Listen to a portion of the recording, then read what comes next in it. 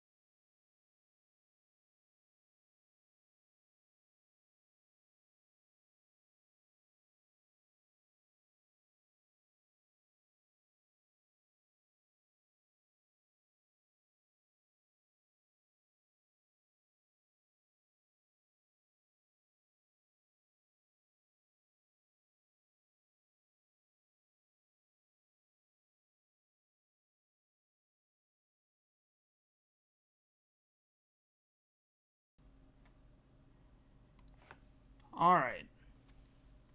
How's it going, everyone? Let me apologize for that music stopping there. Having some issues with the setup here. Um, we've been, or I've been redoing a lot of things today in the old studio. I put a few pictures up on Twitter about it. Maybe I'll show it off a little bit more. You see we have a kind of a slightly new camera angle. It's actually much higher and more angled than it used to be. It actually, to me, looks better. And now you get to see a bit of the old expensive podcast desk in the background with the underglow, which is kind of cool. And I can change that up per stream as well.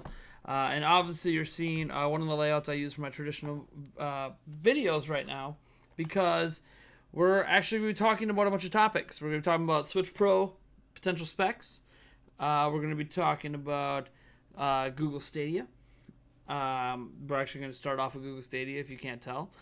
And we'll be talking a little bit about some stuff in Breath of the Wild that I didn't really realize, and maybe I should have.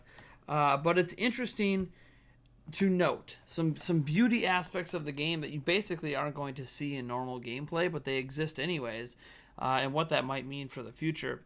So, as I said, for starters, really sorry. Hopefully I'm sounding okay. I don't know. If I need to turn up my volume, let me know.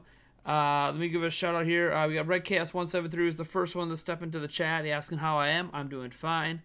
Yeah, something about the Super Smash Bros. Ultimate Tournament tomorrow. I wasn't even aware of it, so no, I won't be watching it. I'm actually going to be working at my other job tomorrow.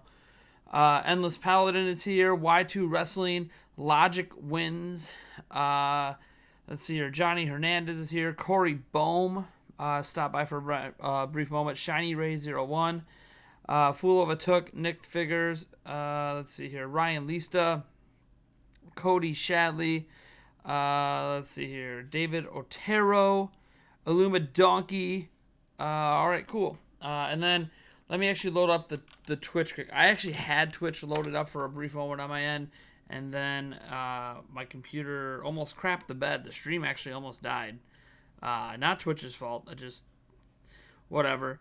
I also want to note to some people that I have made an executive decision regarding some future streams. And this is just more so for audience diversification, and because you guys might know what happened during E3 when I got blasted, and after the Ubisoft stream, and I was now not able to stream anymore on my channel for almost 24 hours. I want to diversify my audience a little bit and not solely rely on the YouTube platform. So what's going to happen is any Q&A or talking streams like this will always be right here on YouTube as well as Twitch. But if I don't put it on Twitch, it'll always be on YouTube. So any of these conversation, these news things, these are really directly related to videos I make all the time. I love the YouTube platform, and it is something I'm going to continue to take advantage of for these kind of streams. But when I do game streams in particular, so if I'm playing Mario Maker 2, which no, I do not own right now, if I'm playing Fortnite or any other sort of game on Nintendo Switch, those kind of streams are going to now be exclusively on Twitch. And you might be like, well, why not just dual stream them to both? And I hear you, but if I'm dual streaming on both, it gives the YouTube audience literally zero reason to hop on over to Twitch and diversify where you can get my content from. So a big thing I just want to do is make sure that I'm not solely reliant on a single platform. And putting my game streams on Twitch, I just think makes a lot of sense. Twitch is a good place for game streams. It means I might be reworking a game stream layout that is specific to Twitch, because Twitch has different things you can do with audience interactions and all that. And yeah, you can't super chat on Twitch. That kind of sucks, but you can use donations. They do have bits and stuff you can do, gifting subs and all this crazy stuff you can't do on YouTube. So we'll be taking advantage of the Twitch platform for video game streams. Now, you might ask, does that mean you're going to be streaming more? The answer to that question is yes, I am going to be streaming more, although I am not. The big thing is I'm not going to be on a schedule yet. I am looking to get at least one game stream going per week. I just have to figure out what works best for that with my current schedule. In addition, the game streams being on Twitch end up not taking up a notification on YouTube. So YouTube, I can only send out 3 notifications a day. So anytime I do a stream like this, it means notifications aren't being sent out sometimes if I had too many videos go up. Or it affects notifications for videos tomorrow. Sucks.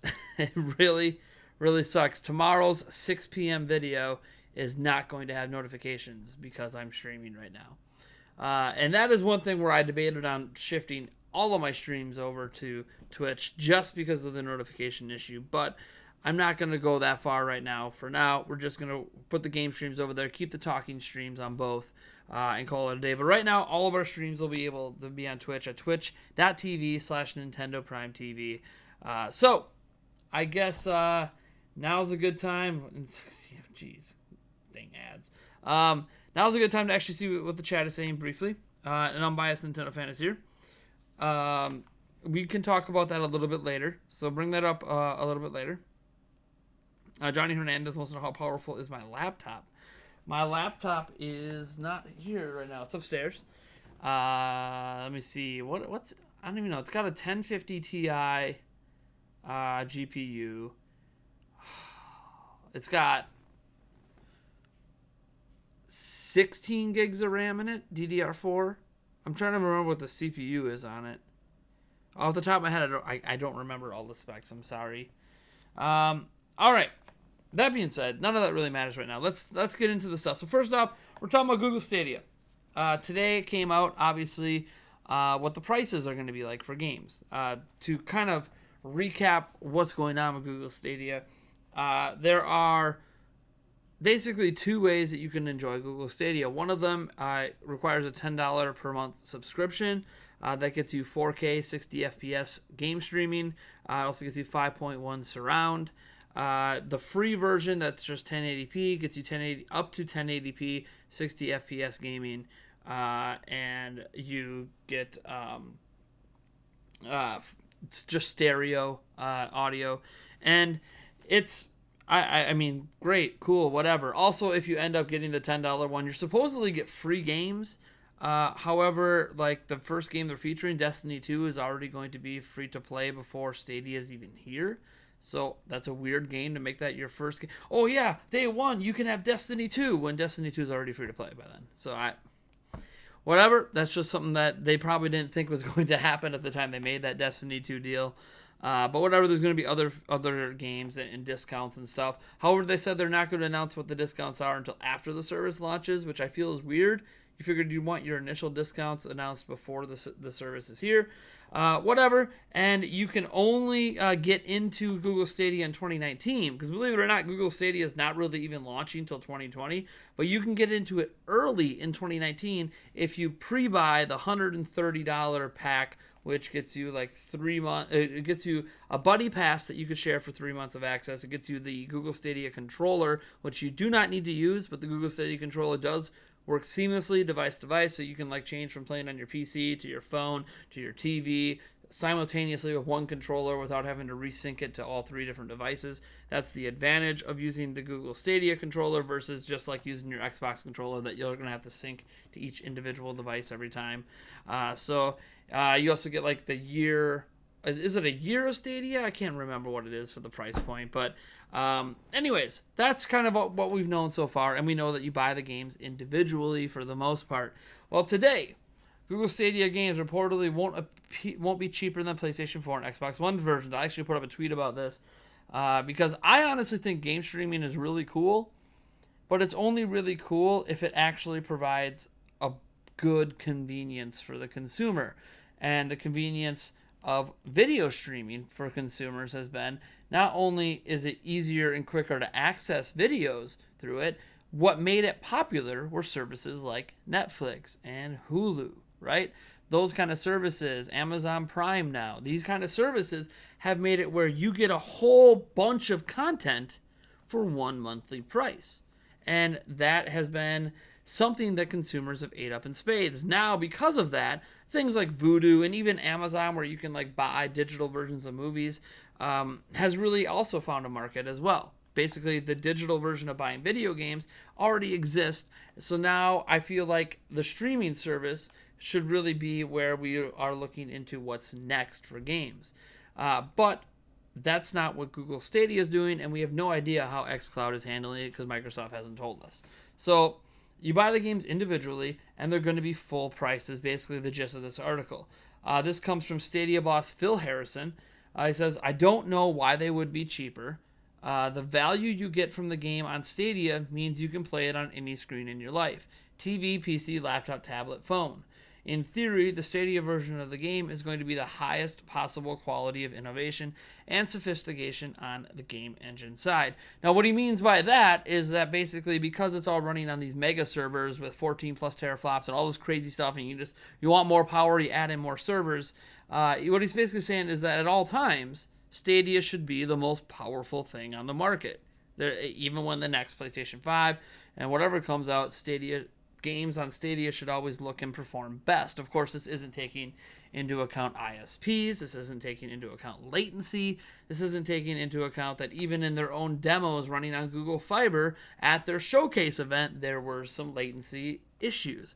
So this isn't taking into effect that one advantage of playing locally on a PC, on a phone, on an Xbox, a Switch, whatever you're playing on, there's just not as much latency. It's just a fact. There's less latency playing locally. And that's what's interesting about what Microsoft's approach is with xCloud, as in they're going to have a service that's like this, but they're also going to have it where you can make your Xbox the actual server you're playing your games off of, which is kind of like what the Rainway app does. And I think that's a very interesting use case for in-the-home gaming, where you could basically buy one Xbox One, X or Scarlet or whatever, make that your base, and then just run it on every TV in your house. I think that is actually very cool, and can hurt potential hardware sales, of course, because you're not going to buy multiple Xboxes for the home anymore. But it'll be interesting to see how that works, and what if you have multiple people that want to play on one Xbox? I don't know, can that even work at the same time, or do they default to streaming there? I have no idea. That's something that we just don't know because they weren't willing to talk about it. But the thing is with all this, Stadia Pro. Pro is the paid version of it that you get 4K with. Comes with the added benefit of discount opportunities and content to purchase. Discount specifics will be disclosed once the platform is live. I don't understand this. Here's what I don't get about full-priced games, and I understand from the publisher and developer side why these games are going to be full price. They already charge us $60 a pop for a digital copy of a game. Why would it be cheaper on Stadia? There's still licensing fees. Stadia is still a platform. So why would it be cheaper? Google is providing a majority of the user base of Google Stadia is probably going to be using the free version of it. So they need to make their streaming and their bandwidth money back and their hardware money back. And in order to make it back, they're going to just charge the same prices, right? I understand that from a fundamental standpoint, but as a consumer, I'm trying to just speak strictly from a consumer end. I don't understand this logic, because the idea of game streaming isn't to appeal to me.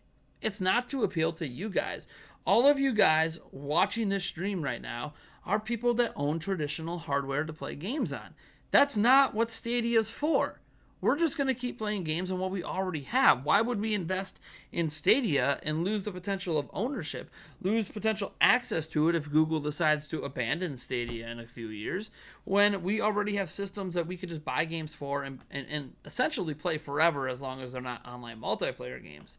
And I think that is, at the consumer level, one of the biggest losses you get with something like Stadia. So the counter to that, just like with Netflix, like we're about to lose all the Disney stuff on Netflix, right? The counterpoint to, we lost all that Disney stuff on Netflix is we're only paying $15 a month for Netflix. So yeah, we're going to lose some content, but we're also going to gain some content, and the content's always changing, and we're okay with that because we're only paying X amount per month. Imagine if we had to buy all those movies and shows every single month on Netflix individually. You'd have to be rich to afford it all. But that's what's so great about a service like Netflix, and I feel like that is what game streaming has to be successful. I don't know how they can pull it off. I don't know what contracts would need to be in place, but instead what appears to be happening is Google Stadia is going to do its thing. You're going to buy these games at $60 a pop. Ubisoft's going to launch their own streaming service that you can buy, again, through Google Stadia. So you're using one streaming service to buy access to another streaming service, which isn't unheard of with streaming TV.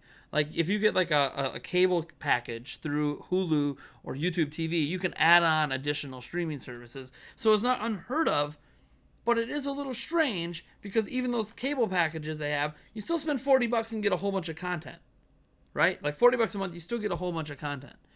But here, you can spend $10 on Pro and you're getting like a game maybe, and the first game you get is free to play anyways. It's a little baffling to me what they're doing with Google Stadia, and this assumes the technology even works flawlessly. And what's interesting is there's been a lot more conversations going on here, and I actually want to bring up a post that happened on Reset Era by YYR, who kind of brings up the scenarios with physical, digital, and what Stadia is doing, and the pros and the cons and all that. And this is just like a general summary. So it goes, I'm going to speak from a consumer standpoint, completely ignoring the fact that this costs Google money to set up and run. This is because consumers buy strictly from a consumer standpoint. Why should consumers care about the company's expenses? Exactly, we shouldn't. Like, I don't care if Nintendo takes a loss and sells what should be an $800 Switch Pro at $100. I really don't care. They're a multi-billion-dollar company. You know, they're going to be just fine. So we as consumers shouldn't really care what it costs the company. That's their problem, not ours. Anyways, they see a product and a price tag and have to make purchasing decisions based on those things. Here's when presented with a full-price AAA game. Scenario 1. You buy a physical copy of a game for my game console. I can take it home, install it, and play it. If it's a game with single-player modes, I can play it whether I'm connected to the internet or not because it's running locally. I will enjoy the highest possible level of graphic fidelity and the lowest possible amount of input lag. When I'm finished with the game, I have the option to resell it or trade it in and get some of the money back that I paid for it. If the console manufacturer's servers ever shut down, I'll still be able to reinstall and play the game.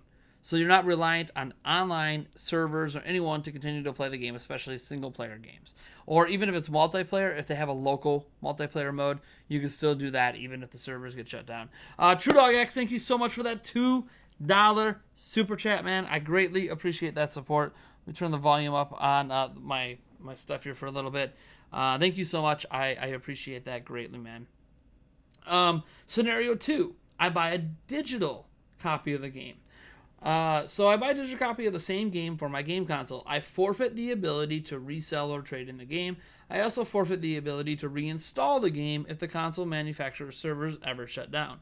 However, I gain the convenience of being able to buy the game directly through the console, to play the game without needing to insert a disc, and to be able to thoroughly enjoy a game without having to give up physical shelf space.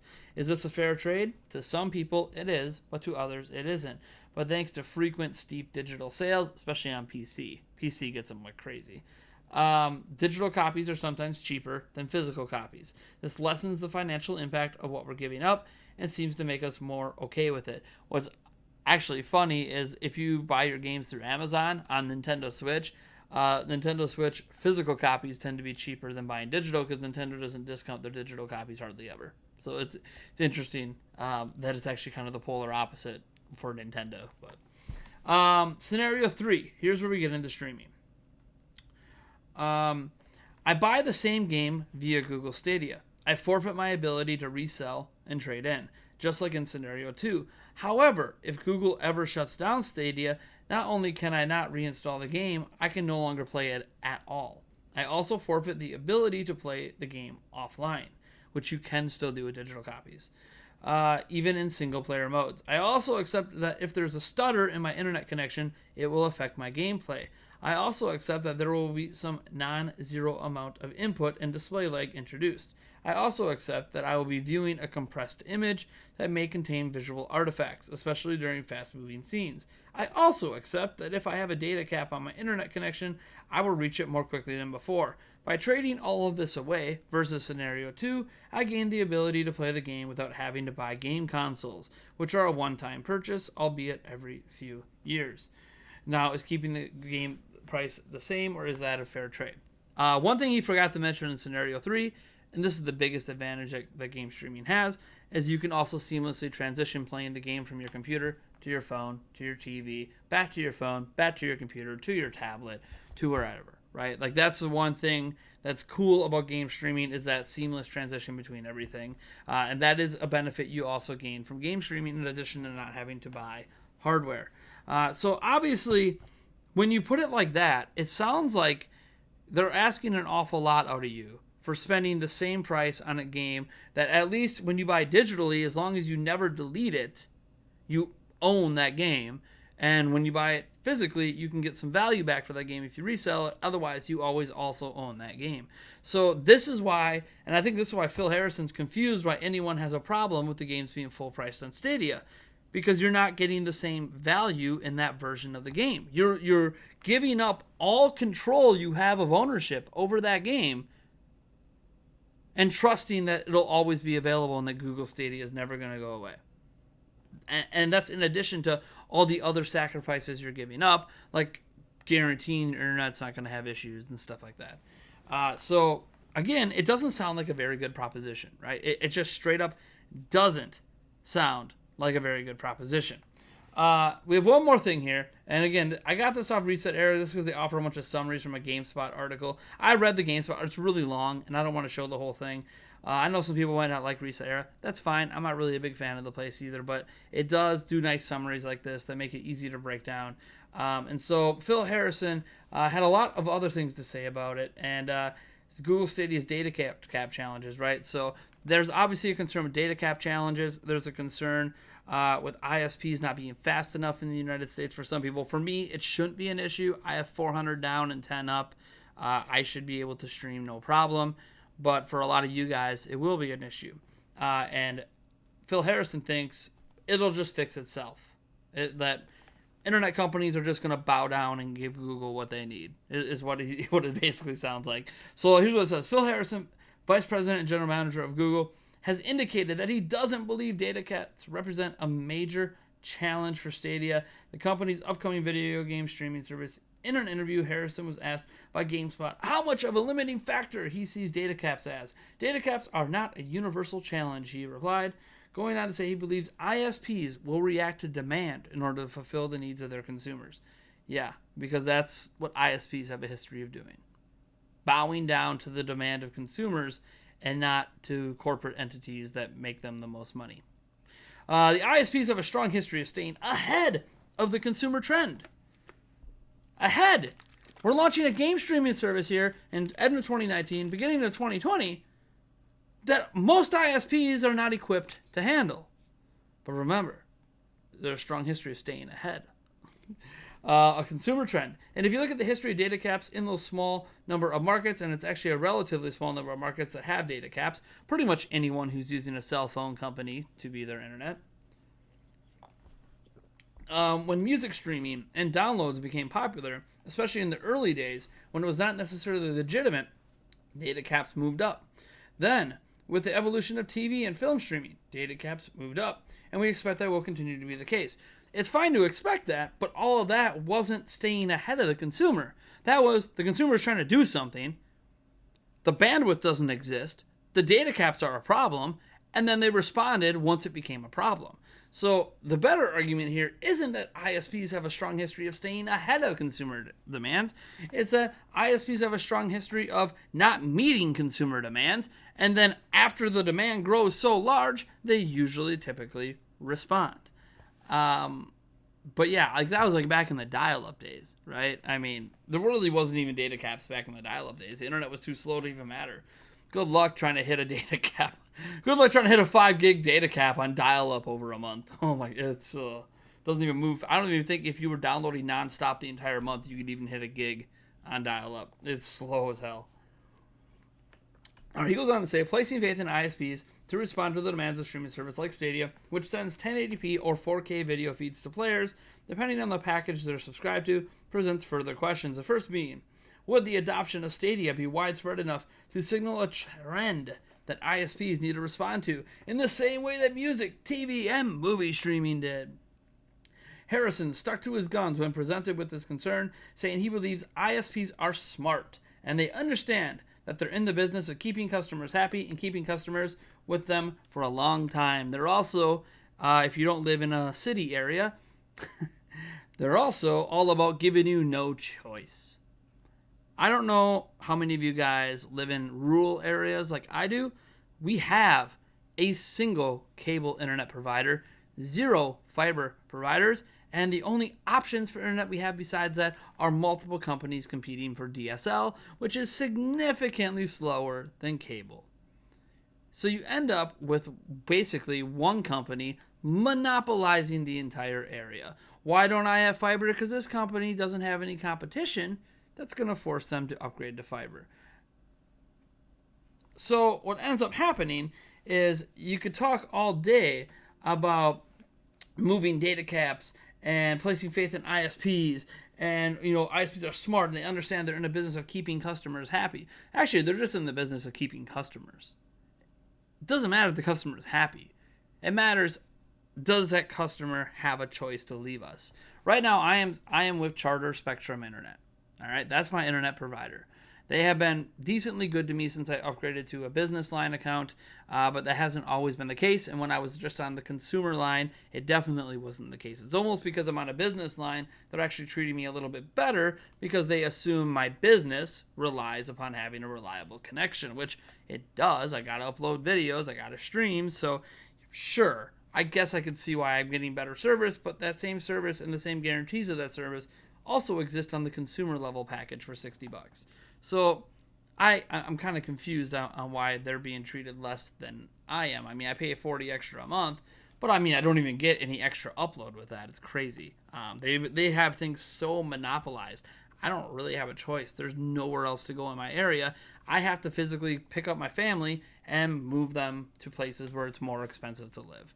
And that's just not a viable option for me. So this idea that they're in the business of keeping customers happy is actually just a bunch of BS. They're just in the business of keeping customers. Whether they're happy or not is kind of a secondary thing. They really only care about the happiness of customers when there is stiff competition, which in city areas, there is obviously a lot more competition than in rural areas. But if you're like me out in the rural area, I don't care if you're happy. I'm not happy with my service. I just don't, there's nothing better. There's nothing I can do about it. So, moving on. On the suggestion that ISPs may instead see this as an opportunity to attach further costs to having more data, which they have a history of doing, internet prices have never gone down. They've always gone up. Just a fact. Internet prices have never gone down. They always go up. Consumers always pay more. All right. So on the suggestion that ISPs may instead see this as an opportunity to attach further costs to having more data, which in turn would become a greater expense on the user, Harrison noted that 5G technology would be one part of the solution. It already costs more to use 5G. The little bit of 5G that exists, your data plans and everything for it already costs more. How is that a solution? Phil Harrison, do you even know what they're charging to use 5G? It's a more expensive data package at Verizon to use 5G. It's more expensive. Anyways, there's a very interesting additional dynamic happening in the internet market, which is the evolution of 5G, particularly in what's called the fixed wireless, which is not necessarily running 5G on your phone, but as a way of bringing 5G into your home. Yeah, it's called DSL. All of the 5G fixed wireless businesses that are up now and that I'm aware of have no data caps, and they are very high performance. So that's introducing a competitive dynamic. $50 a month. That's what Verizon fixed wireless costs for a minimum of 300 megabytes 300 megabytes and up to a gigabyte. It's a pretty good value to me. Sure, that's what Verizon is charging in the city. In my area, where you can't even get the 300. You get a 25 4G LTE because they don't have 5G in my area.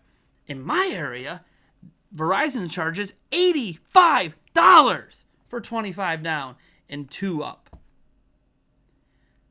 Phil Harrison is so lost in his privileged la-la land. 5G ain't going to cost no $50 in my area when it comes. It's going to be 100 plus if you want 5G in your house. And even then, 5G is just competing with cable. I guess cable finally gets competition. When the hell is fiber coming out here? No, fiber probably won't even be in my area in my lifetime. I'm just being honest. Anyways, Harrison is aware that Stadia is nevertheless a demanding service, and as a result, it will give players information about what they're using and how they can change the resolution if they want to. Obviously, you guys can go over here to GameSpot, find out more information on what Phil Harrison had to say. I really don't care to get into it any deeper than what we just read. Man,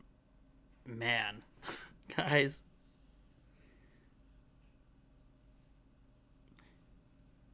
I mean, Phil Harrison's from the video game industry. It's just embarrassing. I think Google Stadia has potential. I think it could be great.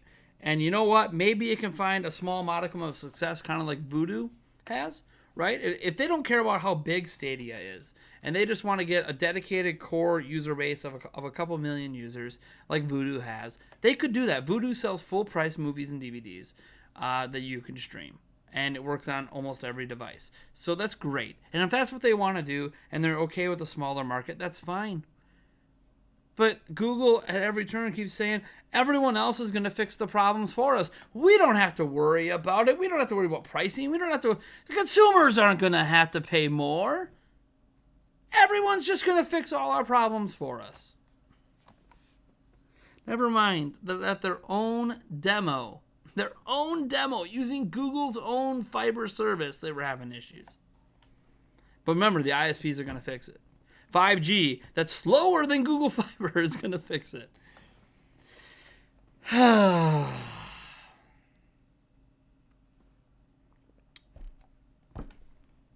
Man. So, Merrick Ikini in the chat, welcome to the stream, by the way. He brings up a point. He says, who cares? I don't have to pay for the extra console. Google's giving basically a free console to us. Sure. I'm paying 60 Swiss francs and have unlimited internet. No secret data caps. I have right now about 750 gigabyte data on my smartphone. Nice. I have unlimited on my smartphone, so I have even higher than that.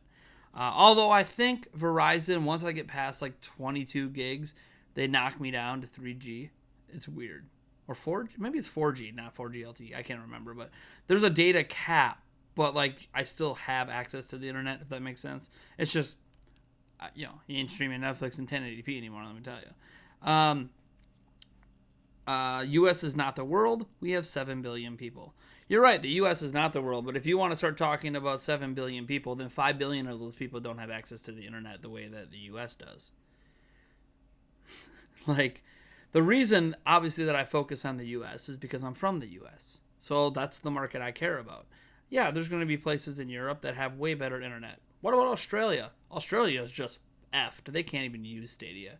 They're still stuck on 5 gigs a month data caps. Like, they're just done. Australia's done. And while a bunch of European countries are great, a lot of people in China don't have the same kind of internet access that we do. Don't have the same kind of internet that Japan does. Japan has some of the best internet in the world. There's a lot of countries that just don't have internet at all. Like, when you can't bring up 7 billion people when you forget that most of the world doesn't even have the internet the U.S. does. Now, that does mean that obviously there are countries that are going to love Google Stadia, and it makes a heck of a lot of sense for. And you're living in one such country, and I'm happy for you. I still think there are things about it that you should be concerned about, such as game ownership, such as Google abandoning a lot of projects they do if they don't get enough consumers partaking in those projects. So if Google Stadia only gets 1 million users, and 1 million users is not enough for them to be profitable, don't be surprised if in 3 years they pull the plug and all those $60 games you bought on Stadia vanish. That's basically the biggest concern, more than bandwidth, more than the service just working, is the game vanishing because you don't own it. But, yeah, another thing, you also bring it up, Merrick. Let me show this comment. He says, I like Stadia. It's not as good as Game Pass. That's another thing, too. Microsoft is offering a digital download service for $10 a month. That's better than Stadia. That gives you all the new Microsoft exclusives. That's another thing. Like, Stadia, even competitive-wise, isn't looking that good, just with pricing. But we'll see. We'll see. Stadia's sale point is a 1080p free version. But here's the thing, put 455-8350. Is it really free? You have to buy the games. I mean, that's like just saying, "Hey, Steam, it's free." You have to buy the game. You have to buy the damn games.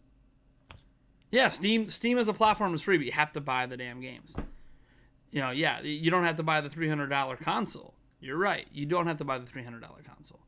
I like streaming. I think it's great. It's great that it just works on whatever you already own. I think that's fantastic. But I have massive concerns over $60 full price games that you do not own. And it's always fast. It's only fast if your internet keeps up, if the latency is low enough. To give you an idea, guys, Merrick Akinci brought up, he's got 750 gigabyte data, blah, blah, blah, all these really fast internet and stuff. That's great. On Google Fiber, which is like the fastest internet in the entire world, fiber internet is like the fastest you can get. It is literally what the entire internet runs on is fiber. So on the fastest internet you could get in a controlled environment by Google, when they brought Google Stadia and had media play it, there were issues playing the games at 1080p. Issues like artifacting. Issues like a noticeable, like 300 ms lag. We're not talking about small issues in a controlled Google environment on the fastest internet in the world. Like, guys, this was having a problem in the most ideal of ideal situations. And suddenly it's just going to work worldwide. No problem. I don't know about that, man. I don't know about that. And here's the thing. Like, Kukula brings up, you guys are thinking in terms of Wi-Fi 5. Wi-Fi 5 is great. But in this environment, they were all hardwired Google Fiber. And they were having issues. It was crazy.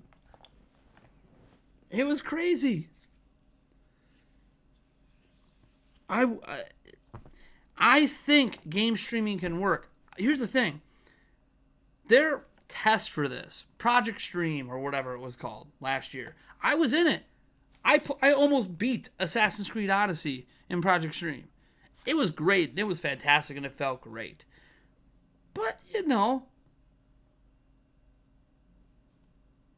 it had artifacts here and there. There was some controller lag here and there. I just kind of chalked it up as whatever. I'm playing the game for free, so who cares? But would I pay $60 for artifacting and controller lag? Probably not. Would I pay $15 a month like Netflix and get that game plus 50 other games a month or whatever? Sure. Because then it's value. That's value to the consumer. But that's just me. You guys obviously, I'm going to be trying out Google Stadia when it does come out officially in 2020, because I'm not spending $130 to get pre-access to it this year. So I'll try it out because I'm always curious in new technologies. Just like I'm going to try out xCloud and any other streaming service that comes out that's trying to do something cool. I'll give it a try. I'm always willing to get. I tried EA Access for a little while. Xbox Game Pass. I'll give things a try. It's cool. I'm into technology, and I want to live in a world where you can just play your games anywhere instantly, no problem. Everything just runs great. You don't worry about hardware specs anymore. That's a world that I would love to exist. I just want it to be as pro-consumer as possible. And I think what Google Stadia is doing is actually leaving the door open for someone else to come in and create that Netflix of gaming. I think a lot of people wanted Google to be a Netflix of gaming, so you can kind of get away from having to rely on just the big three companies. And now everyone's like looking at Microsoft now and like, hey, Microsoft, are you going to be the ones that do it? Like, who's going to be the one that actually attempts to do a Netflix instead of everyone just being a voodoo? Mr. Snappy Paws, thank you for your 99 cents.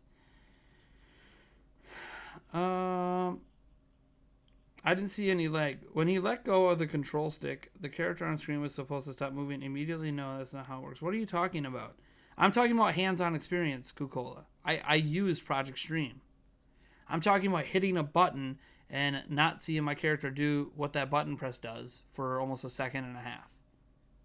That's the lag we're talking about here. I'm not talking about character instantly stop running kind of thing. Like, that's not how it works. Like in Assassin's Creed Odyssey, that's not like how it works. You know, has like a little slowdown animation. They don't stop on a dime. This isn't like Mario Bros. Or something. Even then, in Mario, now he's got like a little momentum slowdown thing. To be fair, some people pay the same price for a downgraded version of a game on Switch that you own! Oh my gosh. You're going to bring up the downgraded Switch crap? You own it! You can play that game forever! Oh my gosh. When I bought Wolfenstein 2 The New Colossus, I could play that game for the rest of my gosh darn life. I don't need my internet to work to play it. I don't have to worry about my ISP cutting out. Heck, it's on Switch. I don't even have to worry if the power goes out in my house as long as the battery's charged. And I can resell it. There's value. When you buy that same game for $60 on Stadia, they can just take it away from you. You don't actually own it. Oh my, I will take a downgraded game that you literally own over Google Stadia any day. Any day. The only way I will take the Google Stadia version over a downgraded Switch version is if it's cheaper by a decent amount. Because you are giving up your ownership rights to a video game to stream it. Just like I give up my rights to all of the stuff I watch on Netflix because I'm streaming it. But I'm okay with that because there's a value there. A value proposition. The value proposition here is that you don't buy a $300 console. That's the value proposition. You don't buy a $300 console, play it on anything you want. But then you don't own anything that you're buying. You're paying the same price as you would on Switch, as you would on an Xbox, as you would on a PlayStation or a PC, but you don't actually own it. And they can just take it away from you anytime they want. Oh, Ubisoft's contract ended with Google Stadia? There go all your $60 Ubisoft games you bought. They're gone. Boom, they're no longer on the service. You don't have them anymore. That's what can happen. Well, it hasn't happened yet, of course. The service isn't launched yet. It's going to seem all hunky-dory at first. Google can literally shut down the service. Like, it is literally not prosumer at all what they're doing. It is, we're going to make it so you don't have to buy a console, but we're going to charge you the same prices as if you had a console and as if you own the game. That is why I'm so frustrated with what they are doing.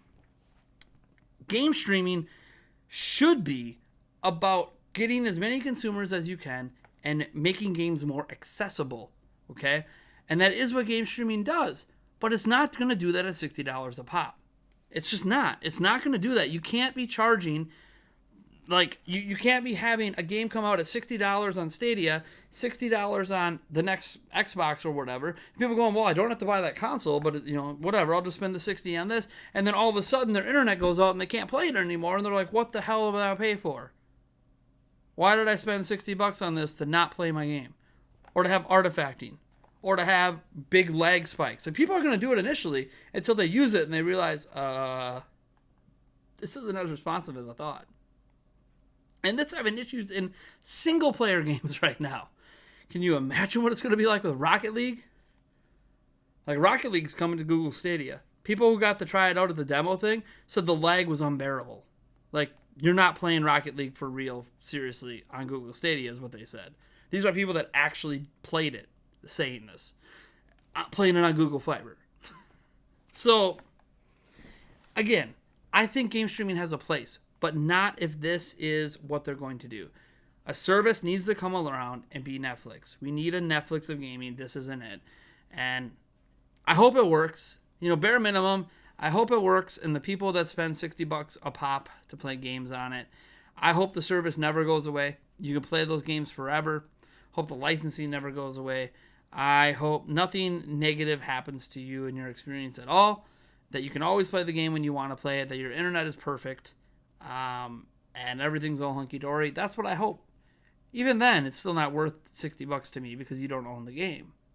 But at least if you bought it, hopefully it feels like you got your value's worth and have access to that game for the next decade, 2 decades, however long Stadia ends up existing for. So again, things could end up being good. And there is, I guess, a point to not wanting to spend hundreds of dollars on a console. And I understand that point. Just like people don't want to buy physical discs for movies or whatever, right? And then have to spend, $300 on a 4K Blu-ray player or whatever, right? I get it. But here's the thing. In the movie industry, everyone is served. You have Netflix's and Hulu's, and then you also have your Vudu's and your Amazon Primes. And you also still sell physical. They serve everyone. Right now, game streaming, the only game streaming service that we know is launching at any point this year, is only serving one market. It's serving the people who just don't want video game consoles because it's too expensive. They just never want to buy a console again, right? It's serving that audience. They don't care what the game prices are. They just never want to buy a console again. Fine. That's the audience being served. But that's not the mass consumer audience. There are way more people subscribed to things like Hulu and Netflix than there are subscribed to buying things on Vudu and Amazon Prime Video and stuff like that. Like, the audience is massively in favor of, we want budget-oriented streaming services. And that needs to happen for gaming. Google's not doing it. That's fine. Maybe Stadia. Well, maybe xCloud will do it. We don't really know what xCloud is doing besides the fact that you can turn your console into xCloud and play all the games you already own. That's neat. That's not really a streaming service. There's already a thing that does that, guys. It's called the Rainway app. You can put the Rainway app on your Xbox and literally do what xCloud's going to do on it. But anyways, you're allergic to BS coming from people? Please say you guys aren't going into all-out arguments here. It's just settle down, have some Cinnamon Life cereal. I don't have any Cinnamon Life cereal. So here's the thing: it's my favorite cereal, which means I never get to buy it for myself. Because whenever I buy cereals, I'm always buying stuff my kids are going to eat, and they don't eat that. So, oh my God, guys, calm down. All right, let's move on to a different topic that's maybe not as controversial as Stadia. All right, I'm going to actually switch up the view for this one because I don't really need to bring up stuff for this. Let's have a conversation. Let me transition this here, change this up. All right, let's have a conversation about the Switch Pro. Right? The Switch Pro.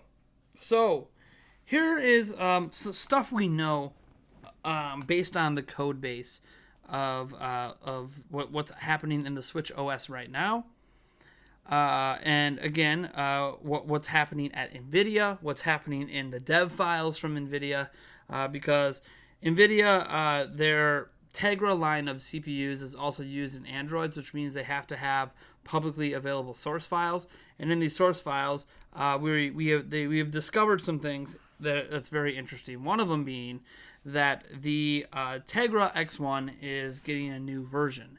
The Tegra X1 is being downsized to a smaller process. We're not sure if it's right now the Tegra X1 is a 20 nanometer process.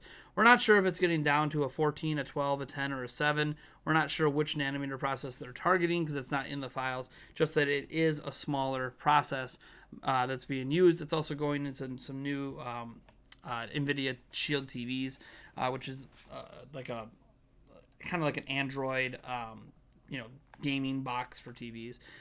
So we know that those exist. We know that the code name for a T214, which is in the Nintendo Switch code base, is called Mariko. That is a person from DC Comics that is in love with Wolverine. Whatever. I mean, we don't need to. That lore doesn't really matter. That just NVIDIA tends to use comic book name references with their architectures and their different products and stuff like that.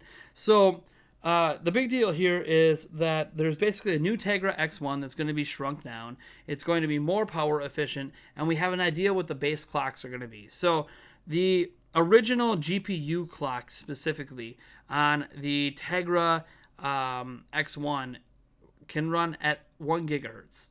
Okay, that's like it's supposed to be its maximum. You can overclock it, of course, but its graded speed is 1 gigahertz. Now the Switch doesn't run it at that. I think the docked mode I think runs it at 900 something, 931. I can't remember. Someone can correct me on that if they have the exact numbers in front of them. And obviously undocked mode, it significantly cuts back from that.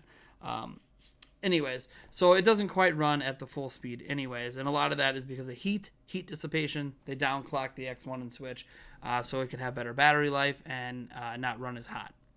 Because the Switch can already get pretty hot. If you've ever left it in the dock and played a really intense game for hours on end, and then picked your Switch up off the dock, you'll notice, yeah, it's pretty toasty. So to not have it go any hotter than it currently is and to maximize battery life, that's why they downclocked everything. Okay, cool.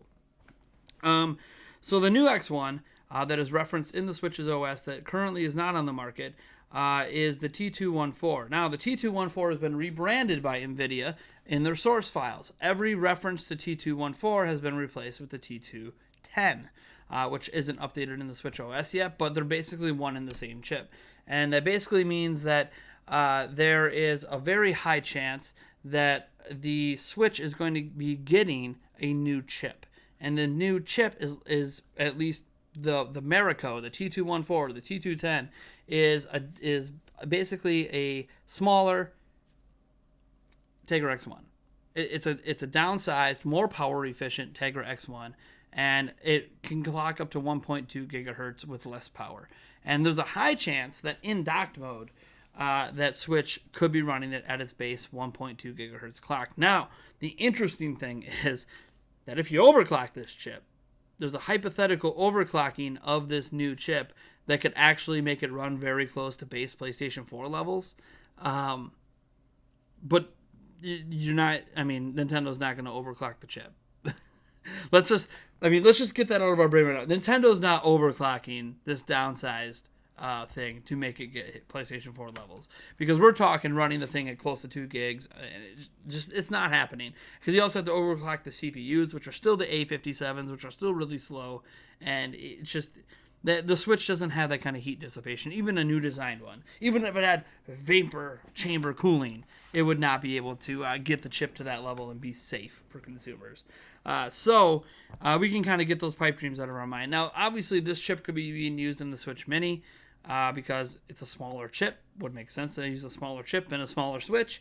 But there's also the fact that there's no evidence that the Tegra X2 is being manufactured in any sort of quantity for a Nintendo system. And I think that is something that Digital Foundry really dove into in a recent piece they did, a recent video they put out there, where they were examining the technology that could be in Switch Pro and Switch Mini, and they concluded basically that the Tegra X2 has virtually no shot of ever being in a Switch Pro, at least not anytime in the next couple of years, because NVIDIA spokespeople are basically, we're not even using this for gaming. Like, this is not gaming. The Tegra, what was the Tegra X2 is just not, we're not targeting it for gaming. We're not giving that tech to Nintendo. We're holding on to it, blah, blah, blah. So, while obviously that could all be a bunch of lies, and it still could be in the Pro, chances are the Tegra X2 is not being manufactured for Switch, meaning that the new chips being made for Nintendo are probably based on the Tegra X1. And that kind of sucks in some regards, because I think Tegra X1's running on Maxwell. Maxwell's pretty old at this point. I think a lot of people would like to see everything bump up to the Pascal line, which again is still a last gen line, but I mean, it's much more modern. I literally have a Pascal GPU in my computer. There's nothing wrong with Pascal. Hey, there's nothing wrong with Maxwell, to be fair. They're just bigger and not as power efficient and not as fast. I mean, they're just in every way worse than Pascal, but still great. You're just eating up more power to get to the same results. So, it sounds like what we could expect from a Switch Pro is not an insignificant upgrade. Like, when you're talking, 300 megahertz increase in clock speeds, that's not small. But what it likely means is the Switch Pro is going to just be running games better than the current Switch does. And better in terms of having more consistent frame rates and higher resolution. The idea that Switch Pro is probably going to be like a 1080p 60 FPS portable machine. I mean, sure, for Mario Odyssey, for Switch exclusives maybe, but for multi-platform games, you're likely looking more so at 720p locked 30 FPS on things like Wolfenstein or whatever. And I don't know if that's going to be enough to satisfy some people. Switch is always going to have haters. At this point, there's really nothing Nintendo can do that's going to satisfy the haters. The haters are going to hate Switch no matter what, because even when Switch Pro comes out, it's going to be wrecked by Scarlet. Right? Like, it's still going to have the worst running versions of third-party games. There's nothing Nintendo could do about that and yet have an affordable device. So Nintendo, I don't think, and I think this is what we're hearing now with all this tech, Wall Street Journal and all these rumors out there, basically Nintendo doesn't care what everyone else is doing. Oh cool, you're doing this, we don't really care. We're going to do our own thing and we're going to keep doing it, and we're really successful at doing it. Personally, that's fine for me. Obviously, it could all be a bunch of hullabaloo, and we end up with this amazing 4K 60 FPS Switch that costs $800, and Nintendo cuts the price to $400 at launch, and things are just going nuts, and we get like an internal storage of 500 gigabytes of flash memory, and everything's just crazy, and we're all happy and all hunky-dory, and we're all skipping down the lane, and the Nintendo Switch Online service becomes this amazing thing where they eliminate online play from it and make it so you can play for free online, where they offer local voice chat, and then they bring off the entire virtual console library from every single game console they've ever released, and it just becomes the ultimate Nintendo machine, and it flies off shelves and sells 300 million units, and everyone's all like, that's just not happening. That's not Nintendo's MO. The Switch Pro, whenever it comes out, this year, next year, whenever, it's going to be more powerful. It's going to be notably more powerful. It's going to be a new Nintendo 3DS. It's going to be the same stuff, smaller die, higher clock speeds. Maybe more RAM. I mean, that is one place where you might see a bigger upgrade, is they could go from the current 4 gigs to 6 or 8. I think a lot of people would like to see 8. That is a place where you could get a pretty decent upgrade, and that could matter. But this is what it's probably going to be. And I think that's important to temper your expectations of what this is going to be. As for the Switch Mini, I've always been, regardless of if they use the old chip or the new chip or some custom chip we're not aware of, I was always of mind the Switch Mini was just going to be basically as powerful as the current Switch, but smaller. I don't think there was any need to do anything other than that. So let me get some of you guys' thoughts on this. I have not read the chat the whole time here. Let me see here. What is the PS4 Mini and Xbox One Mini? Just joking. I mean, the Xbox One, PS4 has a slim model, and so does the Xbox One. Xbox One S is their slim model, so they do have mini versions. They do have slims. So, like, you can say just joking, but they technically already have them. Let me see here. See what some people are saying here. RE7 on Switch isn't full price. RE7 on Switch, the only way that you can play it anyways, is basically a rental service. You rent time to play the game in Japan. So you could say it isn't full price, but you can end up paying more than full price for it because you rent time to play it. That's kind of how RE7 on Switch works right now, is you're renting time. You might think that that's better for you, but I don't know. Like, that's just how RE7 works. I know because I did rent a little time, which in theory wasn't a good move because, I mean, I'm in the U.S. playing on Japan servers. It wasn't going to run well, and it doesn't run well. I don't expect it to run well. I mean, come on. I'm way too far away from those servers, but Ultimate Key Mouse, and I tune out because I don't care about the model talk. That's all right. 2.5 times stronger Pro would be a very good jump. 2.5 times stronger Pro, I think, is completely unrealistic. We're talking like a 30% stronger system here. We're not talking about a next generation. You're talking about literally a next generation leap. You're talking about a next gen Switch. If you're going to 2.5 times, you're talking next gen for Switch, which would not be what a Pro is. Pro is going to be like a new Nintendo 3DS. Heck, they might even call it a new Nintendo Switch because they like that name so much. So wait, so Nvidia putting their processor in the Switch was foreshadowing Ultimate Alliance 3 making X-Men get a comeback in the modern era. I mean, no, but still, they have an affinity for comic book characters and stuff. Let's see here. We have overclocked in the Breath of the Wild loading screens. We do, but that overclock is not really an overclock. So the overclock's not an overclock.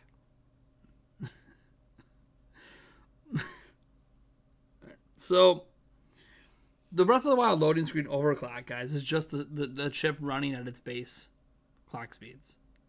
It's not actually overclocking the chip. It's just overclocking the base speeds of Switch. So, like, yeah, it's an overclock, but it's just running the chip at what it already can run at.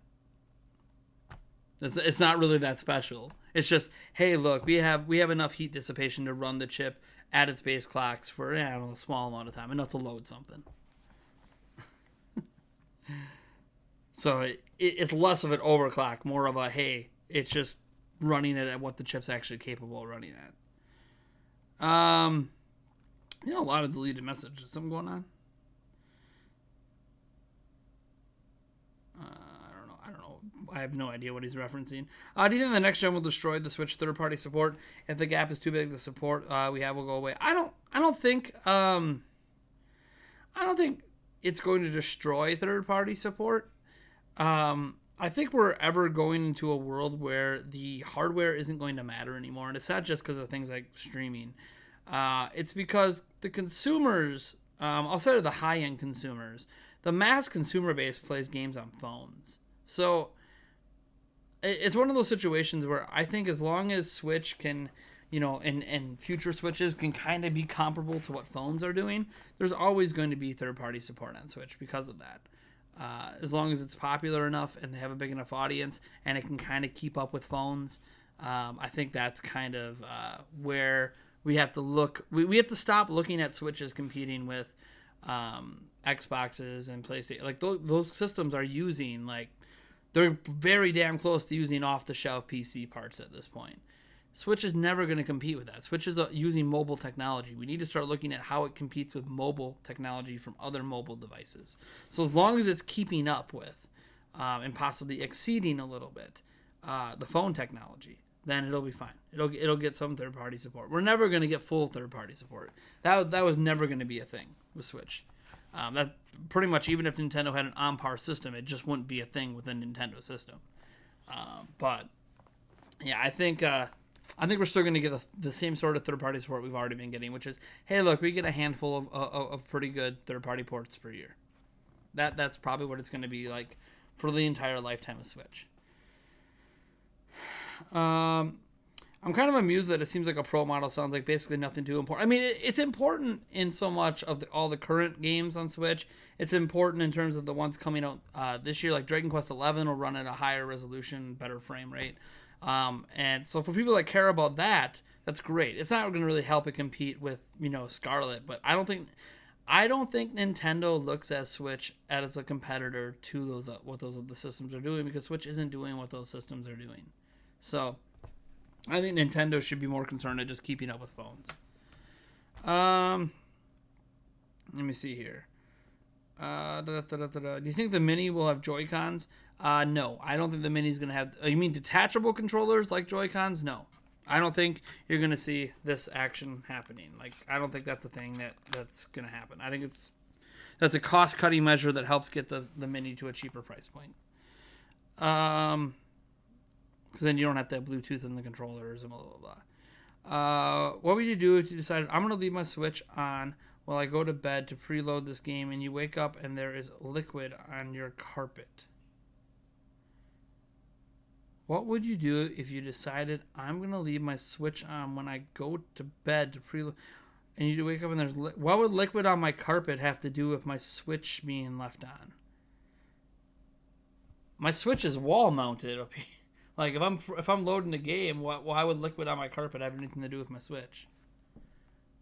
It'd be weird. I would assume someone spilled a drink or my kids peed on the floor or something. I don't know what that has to do with my Switch. Probably catch on fire first. My Switch is off the ground, so that wouldn't matter. I'm so confused. That person that says Cinnamon Toast Crunch is better than Cinnamon Life. Someone stopped me from making my cereal my new Tab Sports baseball. Dude, here's the thing. Cinnamon Toast Crunch is good. It's a good cereal. It's just not as good as Cinnamon Life. I mean, for a kid, I think children would like Cinnamon Toast Crunch better because it is sweeter than Cinnamon Life. But I don't know. Cinnamon Life's the bomb. If you talk aggressive to people all the time, you won't know unblocked you. Yeah. Coca-Cola, before you start saying I do hate blocking mods who don't know how to do their job. Just a fun note: we don't attack people and get aggressive towards people in our streams. Even when like I have my reaction like towards Merrick or whatever, I even backed off and like, hey man, like it's all good. Like, you know what, he's gonna love it. He's gonna enjoy it. That's great. I'm glad he's excited for Google Stadia. So you got to always respect each other and not be rude. And it's something that happens way too often on the internet. I don't want that happening here. I'm joking about the Switch melting. Gabe Newell has when is Half-Life 3 releasing? All right. So another thing I want to talk about, since a lot of people don't really want to talk necessarily about that Switch Pro stuff because there really isn't anything to say. It's all speculation at this point. We have this gem I want to show you guys here. Let's see what this is looking like. Okay. So, this guy in Japan put this up, and I thought this was really interesting because basically in Breath of the Wild, there are areas of the game that have a bunch of stuff happening underwater that you just don't get to see through normal gameplay. You basically have to trick the game to be able to see it. Not just the fish life, which you can sometimes see from the surface, but I'm talking like full-on coral and like coral reefs that we can't explore. It's almost as if at some point during development, we were actually allowed to dive underneath the water and explore. And this guy put up a video where he kind of tricked the camera underneath the bridge to actually see what's happening below the water in this one spot in the game. And it's interesting. And I think this could also help hint at maybe a feature that'll be in Breath of the Wild 2 that was cut from the first Breath of the Wild. So let's look at this cut here. Alright, so you kind of see, you don't really see much from the surface. Look at that. So he tricked the camera underneath the bridge. Look at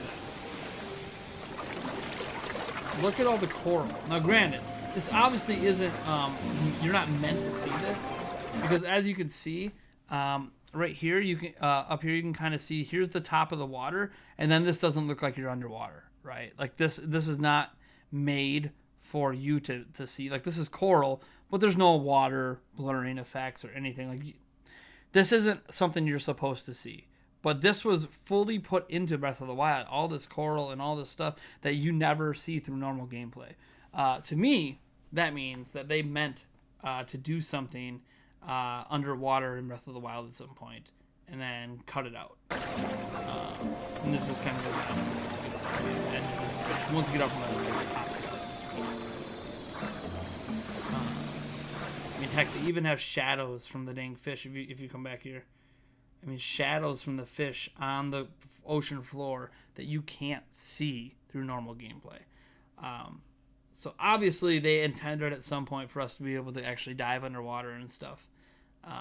But they cut it. Anyways, I think that's really cool, really interesting. Maybe that's something we could see in a Breath of the Wild 2. What do you guys think about that? I just thought that was kind of interesting. I like when little new quips like this come up from a game that's been out for 2 years, and clearly at some point they put all this stuff in for the user to see, but then decided not to actually do it. Kind of interesting that this kind of popped up in my feed. You know, this was posted yesterday. Holy crap, that sounds insane. Well, that's a lot. I mean, yeah. I mean, this is. I mean, let me show you this to you guys again. Like, this is a lot of stuff going on here. Like, look at that. There's so much stuff going on. To me, it's just insane. Clearly, they meant for us to go underwater at some point.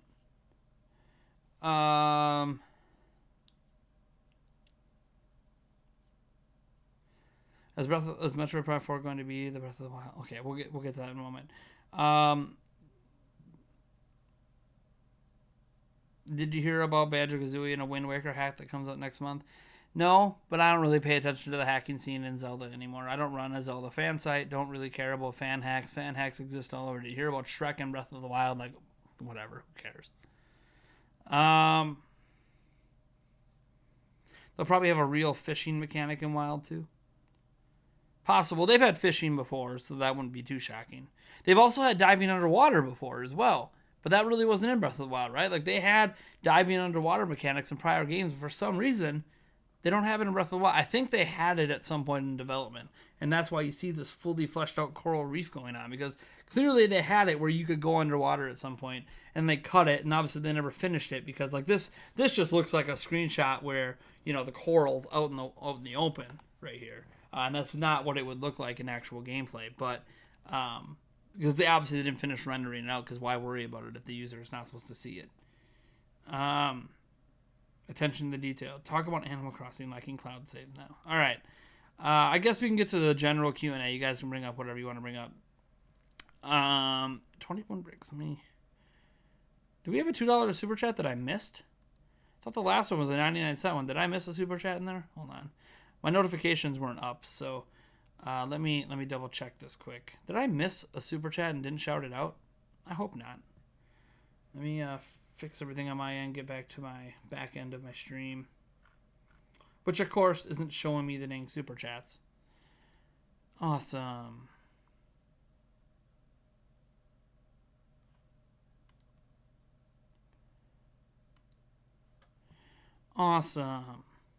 Well, if you did super chat me and I missed it, I apologize. This apology is specifically to 21 bricks for his $1.99. I totally must have missed it, and it's not showing up on my end now. I hate when that happens. All right. So an unbiased Nintendo fan says, talk about Animal Crossing lacking cloud saves now.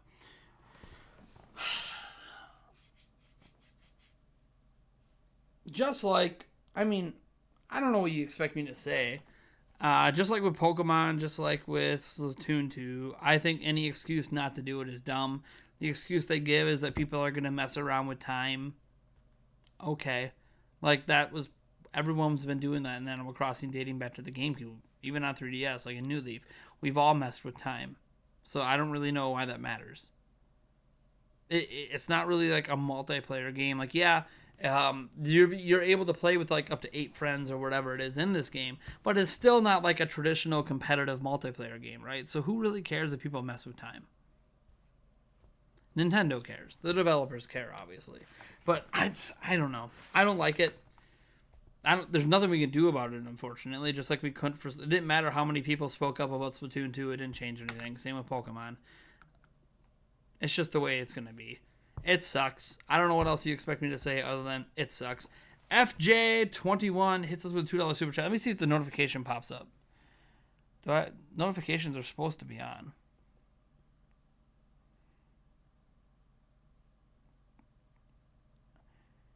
Are the alerts not working? That's crazy that the alerts aren't working. Let's see if it pops up. Maybe it will.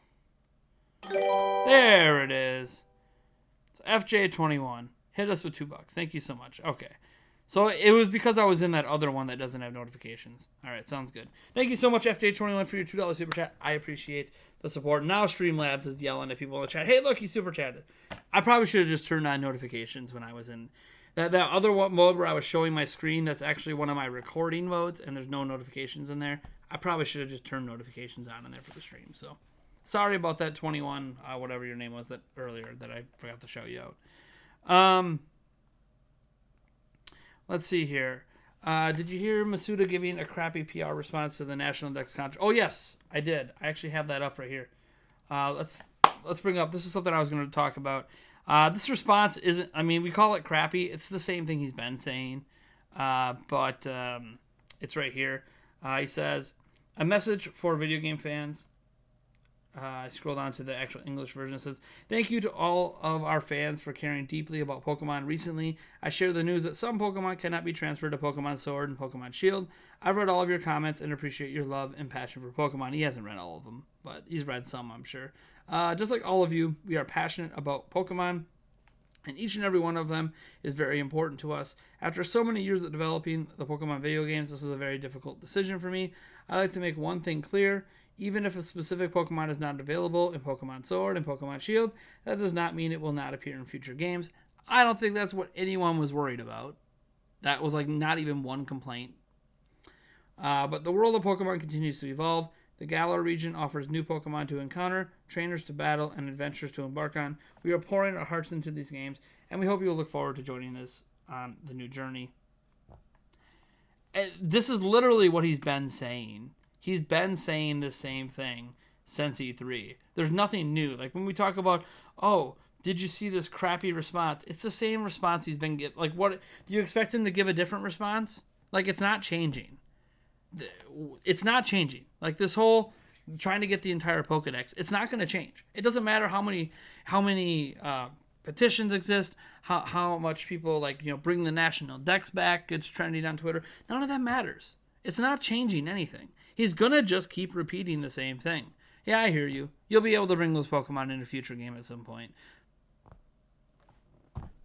I mean, there's nothing. It's a whole lot of nothing. And yeah, I'm frustrated by it for the people that care about it, even though I'm not one of those people. But it's not going to change. And there's nothing we can do about it.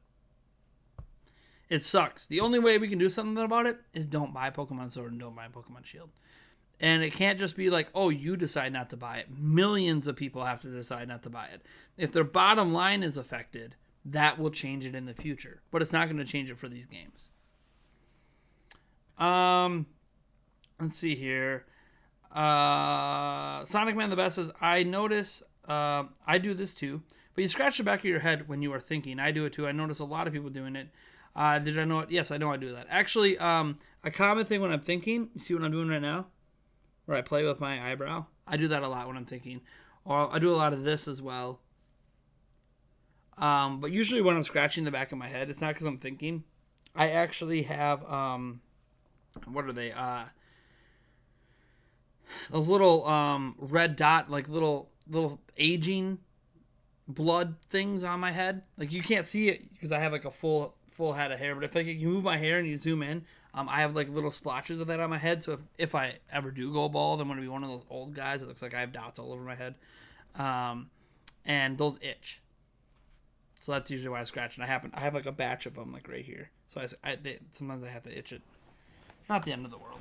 It's just I'm getting old, guys. I'm really not that old, but once I start losing hair, it's gonna be like, oh man, where'd all those dots come from? I always had them.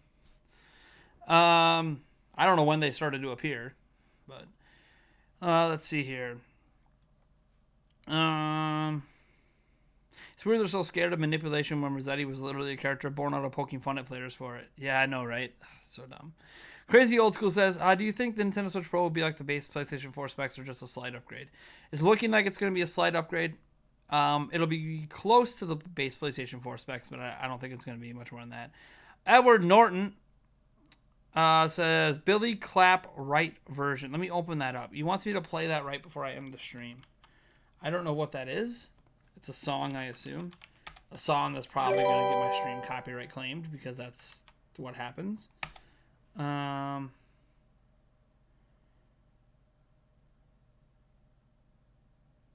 Is it the hand clap version? I assume, right? Hand clap right version. Either I think it's all the same because they're all 2 minutes and 40 seconds long. All right, I got you. Hopefully, it doesn't get me copyright claimed, or even worse, Google mad at me about something. Let's see. Musuda's trending on Twitter. I'm not surprised. Make a video about Animal Crossing having no cloud saves. We need somebody to address this big problem that shouldn't exist. The problem with making a video about it now is, one, it's old news. It's from E3. It's old news. And two, what's a video about it going to do? I did it with... I made a video about it with Splatoon. I made a video about it with Pokemon. It changed nothing. It got me some views, sure. But it didn't really change anything. So drawing attention to it, it's not going to change anything. I'm still going to buy Animal Crossing. Are you not going to buy Animal Crossing because it doesn't have cloud saves? It sucks. But if it doesn't suck enough, we're not going to buy it. Does it matter? Yeah, it still matters, I suppose, but is it worth my effort to make that video and get worked up over something when I'm still going to buy the game anyways? It sucks. But it's not something that's going to make me not buy a game.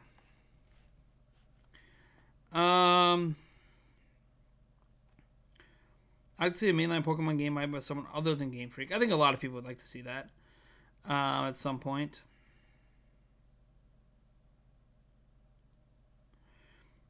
It's a psyop. The game looks like crap, so let's focus on national decks. Like, who cares? The game looks like it should be on the N64. I don't agree with the general premise that it looks like it should be on the N64.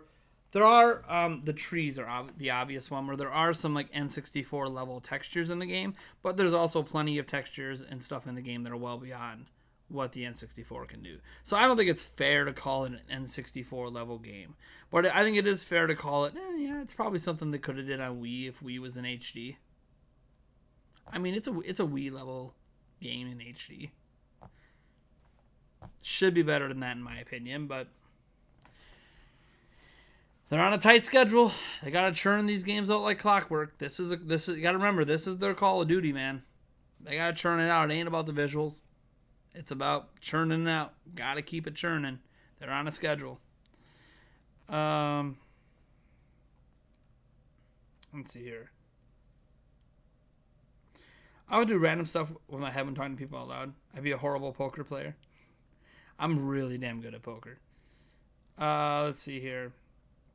I really think a fan-made Pokemon game would be a lot better than anything Game Freak. There are fan-made Pokemon games. A lot of them have been shut down. You guys think Nintendo's bad with shutting down fan stuff. Oh my gosh, the Pokemon company is super strict. Wait until trademark claims become a thing on YouTube. The Pokemon company will issue you a claim for saying Pokemon. Oh, I don't know if trademark claims will ever become a thing. You know how hard it would be to enforce trademark claims? Like, hey, just never say our thing ever. Oh, hey guys, I'm playing the new Pokemon game. Trademark. Good luck. I don't think that'll ever be legally enforceable. The Switch Pro is going to be a slight upgrade. It will not get as much support when the PlayStation 5 and Scarlet comes out. Here is a crazy crackpot theory I have about this entire situation. I don't think Scarlet and PlayStation 5 are going to have any effect on Switch sales, because I don't think Nintendo Switch is selling to the same crowd. Yes, I realize a lot of people that own a PlayStation 4, as an example, happen to also own a Switch. I know that. I know that's a thing. But the PlayStation 4 runs all these games better than anyways. Why did they buy the Switch? Why did they buy the Switch in the first place when they already have a system that plays the games better? They didn't buy the Switch because it plays the games better. They bought the Switch because they wanted to play Nintendo games on the go. They wanted to play console-level Nintendo games on the go. Bottom line is, I don't think Scarlet and anything's affecting Switch at all. I don't think that's what Switch is competing with. I think Switch is competing with your phone. I think what this thing is doing is what Switch competes with. I don't think it competes at all with Xbox and PlayStation 4. And us continually talking about it competing with those systems is an us problem. Nintendo doesn't talk about it like that. We talk about it like that. So I don't think it is something that's going to happen. Just my opinion, of course. Let's see here.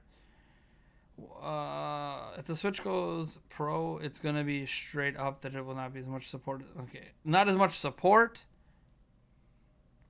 I can agree with some of the support. But I don't know. The Switch, here's the thing. The Switch already doesn't get a lot of support. So, I mean, it really can't get that much worse. As long as the games are selling, and as long as there's an audience willing to buy them, the games will come. That's business 101. You have a market of people. The market of people are buying your games. You will keep giving that market of people games. Will it always be late ports? Maybe. But you'll keep giving that market games as long as that market buys the games. I'm not buying Sword and Shield. I'll just play Moon and pretend I have camera control when I run around the wildlands. All right, man. YouTuber, hey guys, I'm playing the new blank. Imagine, like even on YouTube, they have a thing when you're streaming, like you can pick, it's on Twitch too, where you put what game you're playing, and like imagine that you type in the game you're playing and just typing in the name of the game you're playing into that thing to tell people what you're playing. That gets you trademarked and not done. It'll never like there's a reason that trademark stuff like that's never enforced. The trademarks are only ever enforced if you are selling a product. And it can't be like, oh, I made a video on the internet that's freely available. It has to be like if I made a clay, combo of like various Pokemon, so it's unique, right? So say I take like 5 Pokemon and mash them together into my own Pokemon and make like a clay statue. Well, if I write the word Pokemon on the bottom and sell it with the advertising of this is a Pokemon, that's where trademark comes into play, and then I can get in trouble. But when you're just doing videos and stuff, that it really, the laws are kind of different. That's why that stuff never goes to court, because you can't like prevent people from saying the words, but you can prevent them from selling products with those words, if that makes sense. That's why some places won't let me make Nintendo Prime t-shirts, because Nintendo is a trademarked word. So me using Nintendo Prime as a YouTube channel isn't a problem. Me trying to sell merchandise that say Nintendo Prime is a problem.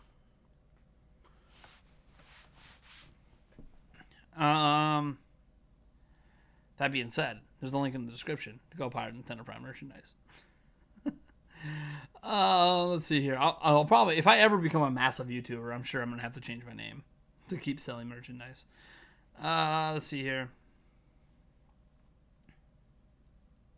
Competition is so 2018 anyways. After 2020, no one will be allowed to complain on the internet. After 2020, no one will be allowed to complain on the internet. Yeah, like that's going to go away. Like the number one thing that happens on the internet is going to go away. Hey guys, stop complaining. Google will make sure there are no dissent. Oh, here we go. Here comes the Google controlling the internet conspiracy. It's not even really a conspiracy anymore. How Google search is working and some of the leaks that have come out now is pretty crazy. What's happening and how much Google's trying to control which information you see. Not really surprised. I mean, they are a private entity. They're publicly traded, but they're still a private company, so they can do whatever they want to do with their own search. But it is interesting. Did I see the Democrat debates? Nope. I don't watch political debates anymore. I gave up on caring about politics. I don't know, I guess after Trump became president. Doesn't really matter what I think or have to say about politics anymore, so I don't watch that stuff. And we don't talk about it on this channel, so my opinions are irrelevant, don't really matter. They only matter to me. So I don't pay attention to debates and any of this stuff anymore. And the weird thing when you watch debates, and this is just my last general statement that's political related. If you ever watch any of the debates, it doesn't matter if they're presidential, local, state senate, if they're, Democrat, Republican, independent, it doesn't really matter. All the debates are on a whole bunch of crap that these people are going to claim they can do, that they don't have the power to do. The power of the president has no power to do 90% of the things they talk about in debates. So the debates end up just being a bunch of BS. It's a bunch of e-peening and who sounds better. And whoever sounds better is the one that won the debate. When really nothing they talked about can even be done from the position that they're trying to get into. So it doesn't really matter. Do you think Take-Two will ever release a GTA game on Switch? Let me shake my phone. The Magic 8 Ball says no. You know what? Is there a Magic 8 Ball app? I bet there is. I should do Magic 8 Ball stuff on my streams.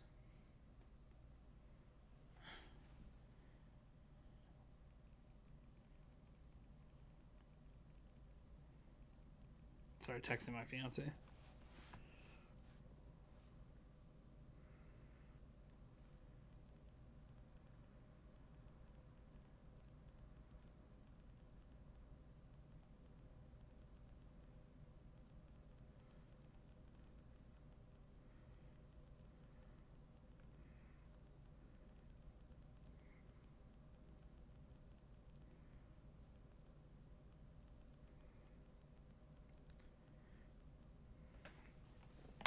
Let's see here.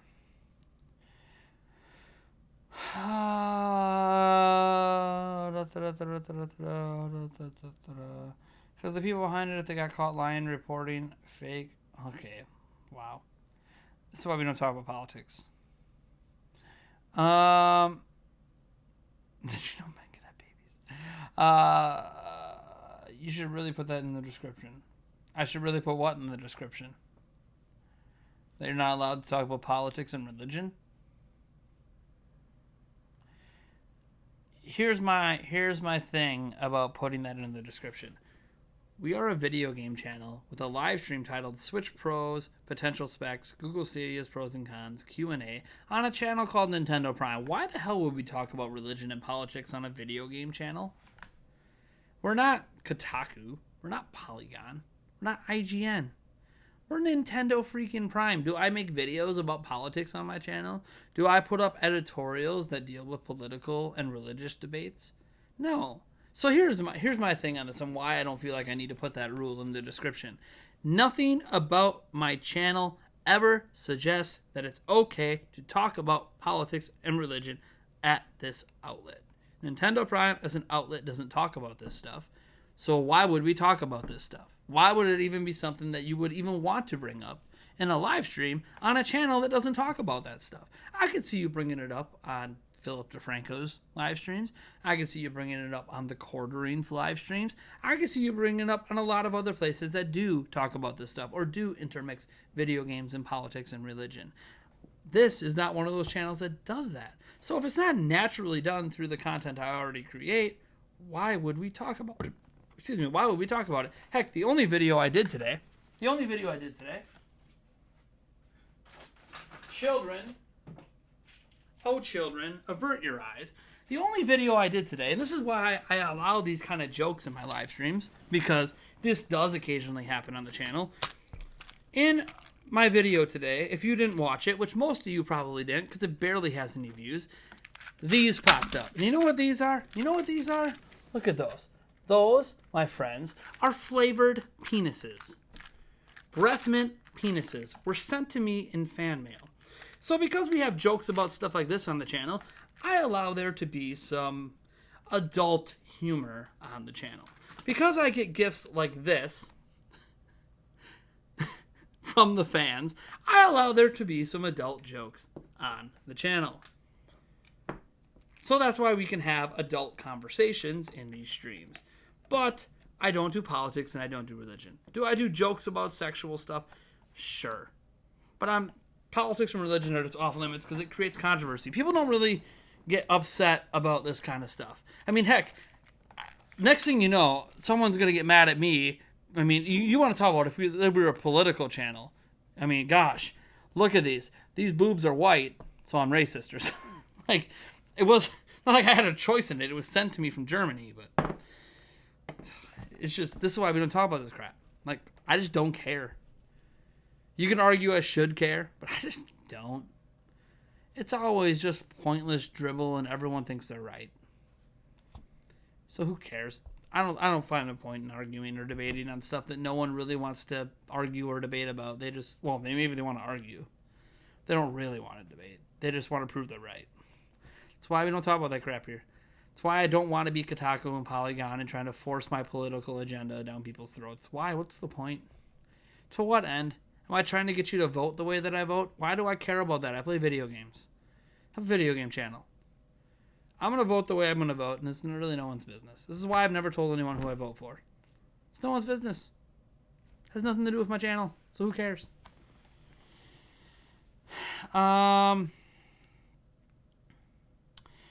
Let's see here. You guys should not have even mentioned it. Now it's a big rant. That's the way it goes. So an episode of Pokemon where Pikachu had an abortion. Is that an actual episode? Is there an episode of Pikachu? Is there an episode of Pokemon where Pikachu had an abortion? And she made Ash pay for it? Is that like an actional? That's got to be a joke. There's no way the Pokemon company would tackle something that controversial. That has to be a joke. Like, that's not even a children. That's a children's show. That's obviously a joke. Let's see here. I watched it. Javi watched it. Yeah, dude. The adult portion of that video is worth watching the whole 20 minutes just because of that. I can confirm it's fake. Did you see the top 10 best-selling Switch third-party game list? Yes, I have. It is a really pathetic list and shows the Switch doesn't deserve already weak support it gets. All right, let me look up that list quick, because I totally disagree with you, but I need to look at the list so we can have an honest conversation on it. Top 10, because I already know what the best-selling game is. Best-selling third-party Switch games. Let's see here. No, not the top 10 best-selling. Here we go. Nintendo Life's got my back here. So, here we go. So, top 10. Number 1, Mario plus Rabbids Kingdom Battle. That's not a surprise. I don't even really count that as full third party because it's a crossover game. So, no surprise there. Number 2. Crash Insane Trilogy. Okay. I don't know what's so shameful about that being the second best-selling third-party game on Switch. Crash Bandicoot's awesome. Diablo 3. Okay. That sounds like good news to me. It sounds like we should be getting Diablo 4 on Switch. That's impressive. Okay, Just Dance 2019. Is that a surprise? Just Dance 2018. Is that really a surprise? Those games sell like crazy. Why do you think they keep making them? Just Dance just sells a lot. It sells a lot on the other platforms too. Just Dance it just sells. And it always sells best on Nintendo because that's where it started. That's where the audience for Just Dance is. So that's not really surprising. They still released the damn thing on Wii, for crying out loud. Although I think the new one coming out 2020 is the final Just Dance that's going to be on Wii. I think Ubisoft announced that. So it'll technically be the final new Wii game. So that's kind of interesting. A little fun fact. Lego Marvel Superheroes 2. Okay. Lego The Incredibles. Okay, some Lego games. NBA 2K18. I mean, that's good. I mean, 2K19 hasn't been out as long. So, and this list was as of this is just the MPD, by the way. This isn't even worldwide. So this is just looking at the US. What games in the US are people buying for Switch? And this is as of May 2018. So before NBA 2K19 had its big $3 sale, because I bet you 2K19 would have shot up this chart with that sale. Monster Hunter Generations Ultimate. Okay, so Monster Hunter sells really well on Switch, and that was a port. Imagine what a new Monster Hunter would do on Switch. FIFA 18. Sounds like maybe EA should actually care about their sports games, because top 10 selling third-party games is an EA sports game. Just saying. I don't know really what about that list is embarrassing. Like, what were you expecting to see on it? Were you expecting a really late port of Doom? Were you expecting Mortal Kombat 11, which only recently came out, so it hasn't been on the market long enough to accrue the number of copies sold? These are here's the big thing. All of these games are all games that released, have been on the market for a while. What were you expecting? I mean, the number one selling isn't even included on there. Minecraft has outsold all these games on Switch. But I don't know that they're considering it a AAA game. I think that's why it's not included on this list. Because I can already tell you right now, Octopath Traveler outsold everything on this list, but maybe the top 3. Maybe. Third-party game. Not included because Nintendo published it in certain territories. So, yeah, I don't really know. This list doesn't look that embarrassing to me. Like, what's so pathetic about it? Here. Let me show you what the top 10 third party. Oh wait, what did I just do for that search? So that was the list, right? I'm gonna copy paste this. I'm gonna put it into the chat so we have a record of this list. So that's the list. I know it kind of looks whatever. We'll just delete FIFA 18, I guess. So FIFA 18 was number 10. So that's the list. I know it looks all funky on the chat. Let me go with top 10 best-selling third-party. Let's look at PS4 games. All right. List of best-selling PlayStation 4 games. So we gotta go by third-party. So we got to ignore anything that's published by Sony. So obviously Sony has like the top 6 or whatever. So Number 1 would be The Witcher 3 Wild Hunt. By the way, coming to Switch. We don't know how well it's going to sell. Sold 4.8 million on PlayStation 4. So that's the number 1. Number 2 is Monster Hunter World. Well, Monster Hunter is in the top 10 on Switch, and it's an old port, not even a new game. So, I mean, okay. Next up, hey, guess what? Guess what the third best-selling third-party game on PlayStation 4 is? Just take a guess. The Crash Insane trilogy. Oh man, that must be how pathetic. How pathetic for Switch that Crash Insane trilogy is number 2.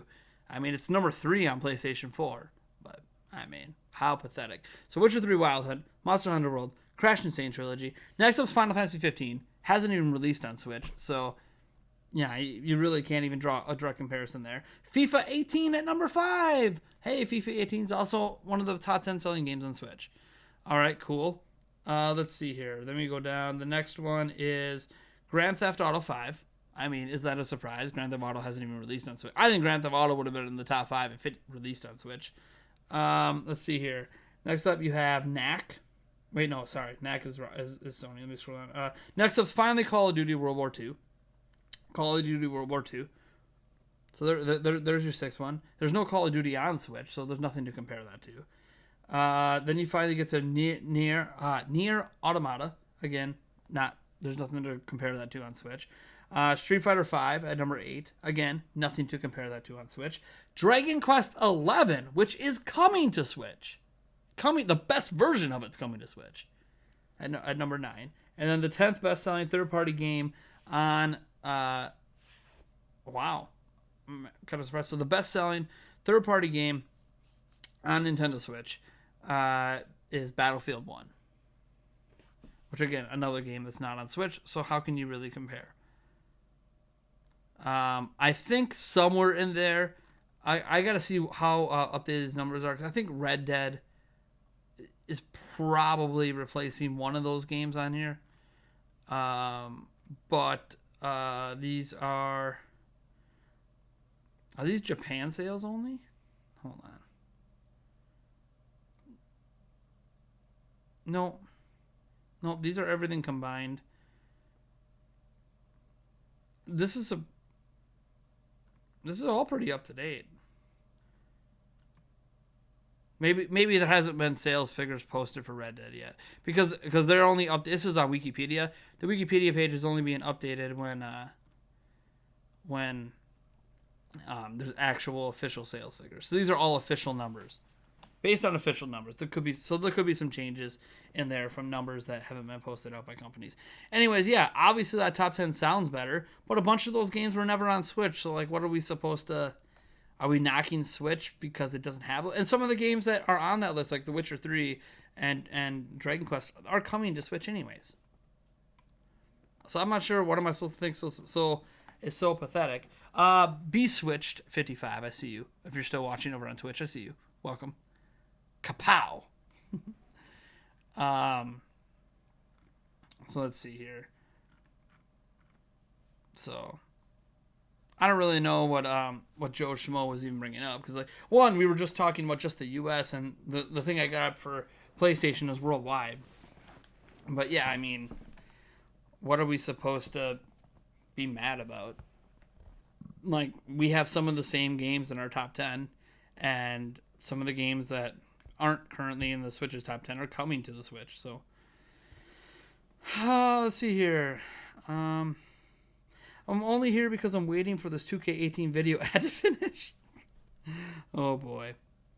Wait until you have to go watch ads at stoplights before you go. Google Stadia, I guess, could have been worse. They could have not charged you from games but made you watch ads. There's going to be we'll just wait for the streaming service that tries to Hulu it. That's what Hulu used to be. Now you can't even watch Hulu unless you're subscribed. But back when Hulu was free, you used to have to watch a ton of ads to watch every show. And we didn't really care because we're used to commercials with our shows anyways. So that didn't really bother people too much. But wait till it happens in games. There's going to be a game streaming service that's going to just put ads like every 5 minutes you play. Here's an ad.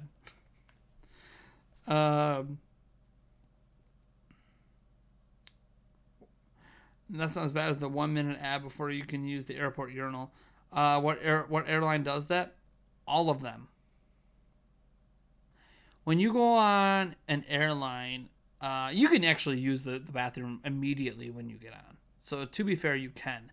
But once they do the whole, they get into the safety spiel, like how to use your life vest, how to do whatever, how, where the emergency exits are, turn off your cell phones. Like once they start getting into that spiel, you're supposed to remain seating, and you can't use the bathroom. Like if you get up to use the bathroom, they'll like yell at you. But that's true of every airline. So that's what I think he means. But if you actually have to go potty like immediately when you get on the plane, you could put your stuff up in the carryover and then go to the bathroom.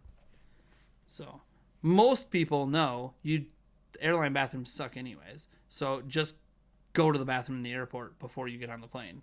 That's what you really should be doing. That way you don't have to use the bathroom when you're on the plane, unless you're on one of those like 15-hour across the world flights. Like, what are you gonna do then? Joe Schmo left since he literally said that to get to you. Joe Schmo, I don't know if he left. Sometimes Joe Schmo will do a comment like that, then he just kind of sits back, and if my response makes too much logical sense, he just doesn't say anything. Like, I went over the top 10 from Switch, and it didn't really get to me. I'm like, okay, was I supposed to be expecting something different than the list I saw? Nothing on that list felt embarrassing. And then when you looked at PlayStation 4, there's some same games on there. So man, the PlayStation 4 sucks with its FIFA 18 in the top 10 and its Crash Insane Trilogy at number 3. Man, God, it sucks. Like, people like what they like and they buy what's available. I don't know what to tell you. I see on TV after Christmas they will say over 5 million in the U.S., not literal number, but that is Canada as well. Yeah, it's a way of fluffing numbers and making it the U.S. sound more important than. I mean, the U.S. is important, but I mean, it probably sucks when you're in Canada when you get like sales figures and like you don't actually know how well it's sold in just Canada because they just don't consider Canada a real country anyway. A little South Park line.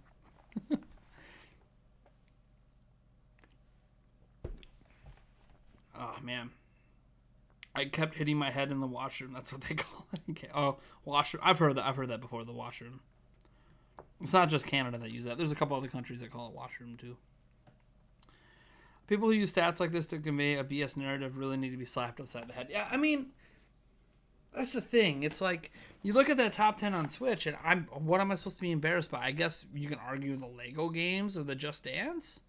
But there's just not a lot of third-party games. Like, if we had The Witcher 3 Wild Hunt on Switch 2 years ago, if we had, Dragon Quest XI at launch, the version we're getting today at launch for Dragon Quest XI, they'd be in the Switch's top 10. They'd bump FIFA and something else out. And then suddenly that top 10 would look better. If we had Monster Hunter World, that would bump something out. I mean, like, it doesn't really write a narrative. Like, yeah, there's some casual third-party games on there. Of course there is.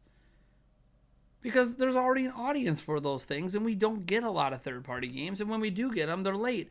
And Mortal Kombat 11 is one that will be on that list. It's just not going to be on it right now. Yeah, it hasn't been on the market long enough. All these games that are on that top 10 have been on the market forever. Same is true for PlayStation. When you look at their top 10, like all these games, they've been out for a while. That's why they're in the top 10. Because it's for the lifetime of the platform. So of course, it's going to be games that were out for a while. And the early games in Switch's life cycle, well, those were it. I mean, it's kind of impressive that Crash Insane Trilogy got up there, because that's one of the games on that list that's been out for the least amount of time. That just shows how many people really like the Crash Insane Trilogy and want to take it with them. Imagine getting a knobber in there with sudden turbulence. What is happening? A knobber in there. All right. I think that's going to do it. I got to get a video ready for tomorrow. A couple of videos ready for tomorrow because I'm going to be at my other job tomorrow. Yeah. And plus it's going to be really hot. It's going to be super hot in Wisconsin tomorrow. Oh my gosh. And so when I do get out of work, I'm going to be swimming. Maybe I'll get a video out tomorrow evening or something. But anyways, thank you guys for tuning in. I do have to play that one song. Before I play it, I feel like I should shout out some super chats here. I know Edward Norton hits us with the $5. FJ21 hit us with 2. There were some other super chats that unfortunately aren't even showing up on my back end right now. So anyone who super chatted tonight, I really apologize. I don't have a record of it, but I know it happened. And I won't have a record of it on Google till tomorrow. So thank you for the support. I'm sure we hit like $10 or something tonight. So thanks for that. Let me play this closing song that Edward donated to have played. I don't know if Edward's still here to hear it and see my reaction to it, because I'm sure that's what he wants to see. That's more of Twitch. We could raid someone too. Here, let me play this song first that Edward wanted to play, and then we can go raid someone if you guys want. I like raiding. I haven't done that in a while. Okay, just go to my dashboard. I haven't raided anyone in a while, so I guess we can raid someone. Let me make sure my speakers aren't too loud for this song. All right, here we go. This is the song that Edward Norton requested.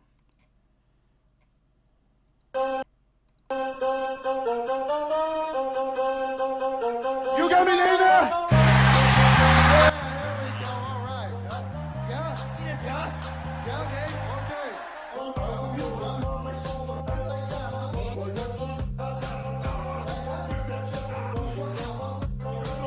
Hold on.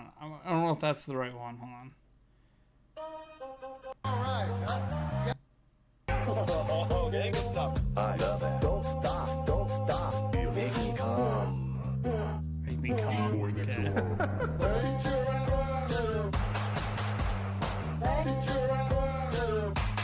So, Edward claimed that this song is worse than, or like better than the Horsecock song. I disagree. I love it. Don't stop. Because the thing about this song is, it's really hard to understand the lyrics. And it's not hard to understand the lyrics in Horsecock. So, it's funny. I get what it's talking about. But the lyrics are so hard to understand that it makes it not as entertaining.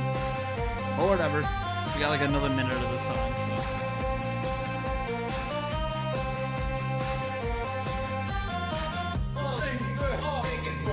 You like what you see? Oh, I'm fucking coming. It's so fucking deep. The guitar majesty. Yeah, because it's one of those songs that splices a bunch of stuff together to say something sick. All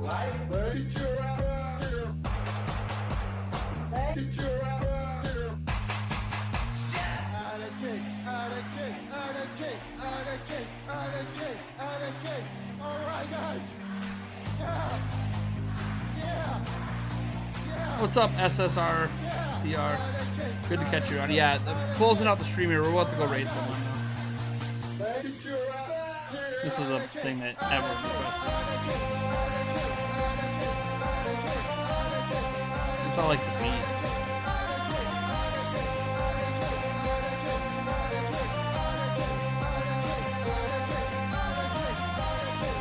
Yeah, HC is the main thing about stuff. Josh. Almost done. Got like 10 seconds or so.